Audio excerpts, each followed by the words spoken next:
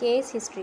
Case history यानी कि allergy की केस हिस्ट्री को समझने के लिए पहले हमें इन हेडिंग को समझना होगा। पहले हम क्या लिखते हैं, पेशेंट का नेम लिखते हैं, यानी कि ताकि फ़ाइल ऑर्गेनाइज हो सके, पता चले हम किस पेशेंट की कर रहे हैं, ठीक है, याद रहे ताकि हमें। जेंडर हम फिर ये डिस्कस करते हैं, ये देखते हैं कि वो जो शख्स है मेल है, इधर फीमेल है, कौन है, ठीक है। तो क्योंकि कुछ एलर्जीज़ क्या होती है मेल में कॉमन है, कुछ एलर्जीज़ फीमेल में कॉमन है, इसलिए हम जेंडर पूछना भी लाजमी है। थर्ड हम क्या डिस्कस करते हैं कि फ़र्स्ट अटैक कब हुआ उसको, यानी कि जो पहला हमला था कब हुआ। अब ये वो दफ़ा होती है जब पेशेंट को पहली बार एलर्जिक रिएक्शन हुआ था। यहाँ ये पता लगाया जाता है कि जब पहली बार रिएक्शन कब हुआ, ये किस चीज़ का एक्सपोजर के बाद हुआ, क्या चीज़ ली थी उसने ऐसी कि उसके बाद उसको एलर्जिक रिएक्शन होना शुरू हुआ। अब इसकी अलामात क्या क्या, यानी कि पहले अटैक के वक्त जो सिम्टम्स आए थे वो पूछेंगे डिटेल में, ठीक है। जैसे कि स्नीजिंग हुई थी, ठीक है, रैशेस हुए थे या डिफ़िकल्टी ब्रीथिंग, ऐसा कुछ हुआ था, तो ये पूछना लाजमी फर्स्ट अटैक में, ठीक है। सेकेंड अटैक में फिर हम क्या करेंगे, यानी कि सेकेंड अटैक में हम ये पूछते हैं कि जब दोबारा अटैक हुआ, सेकेंड अटैक हुआ, उसमें क्या हुआ, यानी कि जो हमारा एलर्जी का एक्सपोजर दोबारा हुआ, फिर उसके बाद सेकेंड अटैक को हम प्रेजेंट अटैक भी कह सकते हैं, ठीक है, यानी कि मौजूदा हमला। अब मौजूदा सिम्टम्स यानी कि आजकल पेशेंट को क्या सिम्टम्स हो रहे हैं, ये ज़्यादा इंपॉर्टेंट है क्योंकि करंट कंडीशन को समझना बहुत ज़रूरी होता है। यानी कि मौजूदा वक्त में अगर सिम्टम्स माइल्ड हैं या सीवियर हैं तो इसका नोट करना ज़रूरी है। फ्रीक्वेंसी और टाइमिंग यानी कितनी दफ़ा और किस टाइम सिम्टम्स हो रहे हैं, किस टाइम हो रहे हैं और कितनी दफ़ा हो रहे हैं सिम्टम्स, जैसे कि रात को ज़्यादा हो रहे हैं या दिन में हो रहे हैं, ये भी देखा जाता है इसमें सेकंड अटैक में, ठीक है।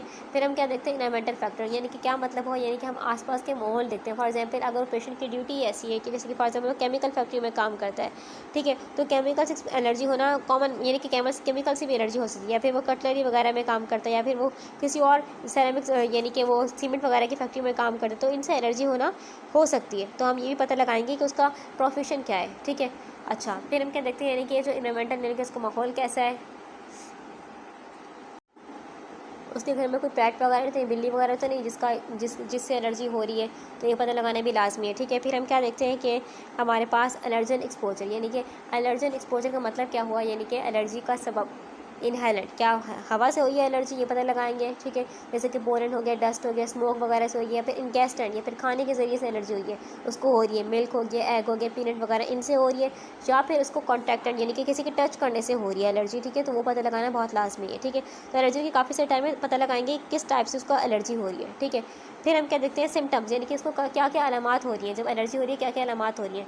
कॉमन सिम्टम्स क्या है, स्नीजिंग, छींक आती है, उसको रनी नोज, उसका नाक बहता है क्या, उसको खुजली होती है, उसकी आंखें सूज जाती हैं क्या, उसको खांसी होती है ज़्यादा, ये सब कुछ देखेंगे, उसको सांस लेने में मुश्किल हो रही है, ठीक है, तो ये सब सिम्टम्स देखेंगे। फिर इसके बाद मेडिकेशन हम ये देखते हैं कि क्या मतलब कि उसने कोई ऐसी दवा ली इसके बाद उसको एलर्जी आना शुरू हो गई, यानी कि मेडिसिन हिस्ट्री, क्या पेशेंट पहले से कोई एंटी एलर्जी मेडिकेशन ले रहा था, क्या वो इफेक्टिव यानी कि काम कर रही थी, अगर नहीं तो रिएक्शन कैसे था, ठीक है। फैमिली हिस्ट्री देखेंगे कि पेशेंट के घर में या किसी और मेंबर को भी तो एलर्जी नहीं है, कुछ एलर्जीज जेनेटिकली यानी कि ख़ानदान तरफ भी आती हैं, ठीक है। अब इस पॉइंट को पता लगाना भी लाजमी है कि फैमिली में तो किसी को नहीं है, जेनेटिक भी हो सकती है। अब फिर क्या करते हैं, फिजिकल लेबॉर्ट्री एग्जामिनेशन टेस्ट करते हैं, फिजिकल में क्या करते हैं कि डॉक्टर पेशेंट की स्किन हो गया, नाक हो गया, आंखों और लंग्स को चेक करता है, इसमें देखता है कि रेडनेस, रैशेस वगैरह, स्वाइलिंग वगैरह तो नहीं हो रही। और लैब एग्जामिनेशन किस तरीके से, laboratory test, skin prick test, एक टेस्ट का नेम है स्किन प्रिक टेस्ट। तो ये टेस्ट क्या करते हैं इसमें, अब एलर्जन को, वो चीज़ जो एलर्जी कॉज करे, हम किसी भी एलर्जन को क्या करते हैं उसकी स्किन पर लगाते हैं ताकि देखा जा सके कि रिएक्शन हो रहा है नहीं हो रहा। अगर रेड बम यानी कि लाल दाना बन जाए तो ये पॉजिटिव रिएक्शन होगा, क्या रिएक्शन होगा, पॉजिटिव है, ठीक है।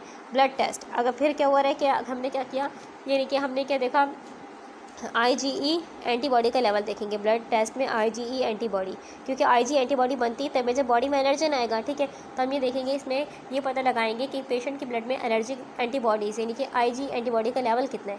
अगर ज़्यादा IgE एंटीबॉडी का लेवल, इसका मतलब ये है कि पेशेंट किसी स्पेसिफिक एलर्जन से एलर्जिक है, ठीक है, ठीक है। अब फिर हम क्या, स्किन प्रिक टेस्ट में देख लिया एंड ब्लड टेस्ट भी देख लिया, फिर RAST टेस्ट। अब इसमें क्या करते हैं, इसमें हम ये करते हैं कि हमारे पास हम बेसिकली रेडियो एलर्जो सॉर्बेंट, ठीक है, टेस्ट। अब ये एक ब्लड टेस्ट होता है जो कि स्पेसिफिक एलर्जन के खिलाफ किया जाता है, यानी कि प्रेजेंट एंटीबॉडी को डिटेक्ट करता है। अब ये टेस्ट डिटेल होता है और किसी पार्टिकुलर एलर्जन के लिए सेंसिटिविटी को चेक कर सकते हैं, जैसे कि पोलन से है, फूड से है, डस्ट से। तो ये इससे हम हम एक स्पेसिफिक पता लगा सकते हैं कि किस बेसिकली एलर्जन से उसको एलर्जी हो रही है। नेक्स्ट है पैच टेस्ट। पैच टेस्ट में क्या करते हैं कि हम इस टेस्ट में एलर्जन को पेशेंट की स्किन पर लगाते हैं।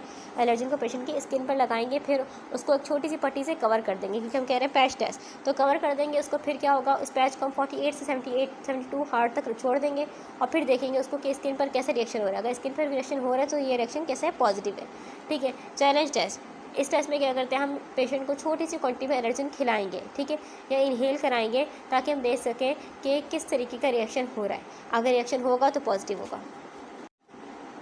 लेकिन ये जो टेस्ट होगा रिस्की है, ठीक है, तो हम इसको यानी कि रिस्की टेस्ट है, इसमें रिस्क भी हो सकता है, तो ऊपर वाले सारे टेस्ट करके हम उनको चेक करने की कोशिश करेंगे।